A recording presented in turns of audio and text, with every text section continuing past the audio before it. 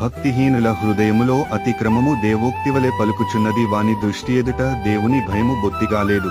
వాని దోషము బయలుపడి అసహ్యముగా కనబడు వరకు అది వాని దృష్టి ఎదుట వాని ముఖస్థుతి చేయుచున్నది. వాని నోటి మాటలు పాపమునకును కపటమునకును ఆస్పదములు. బుద్ధిగలిగి ప్రవర్తింపను మేలు చేయను వాడు మానివేసియున్నాడు. వాడు మంచము మీదనే పాపయోచనను యోచించును. వాడు కానినడతలు నడచువాడు చెడుతనము వానికి అసహ్యము కాదు. యెహోవా, నీ కృప ఆకాశము నంటుచున్నది, నీ సత్యసంధత్వము అంతరిక్షము నంటుచున్నది.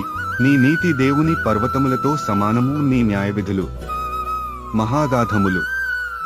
యెహోవా, నరులను జంతువులను రక్షించువాడవు నీవే. దేవా, నీ కృప ఎంతో అమూల్యమైనది. నరులు నీ రెక్కల నీడను ఆశ్రయించుచున్నారు. నీ మందిరము యొక్క సమృద్ధి వలన వారు సంతృప్తి నొందుచున్నారు. నీ ఆనంద ప్రవాహములోనిది నీవు వారికి త్రాగించుచున్నావు. నీ యొద్ద జీవపు ఊట కలదు. నీ వెలుగును పొందియే మేము వెలుగు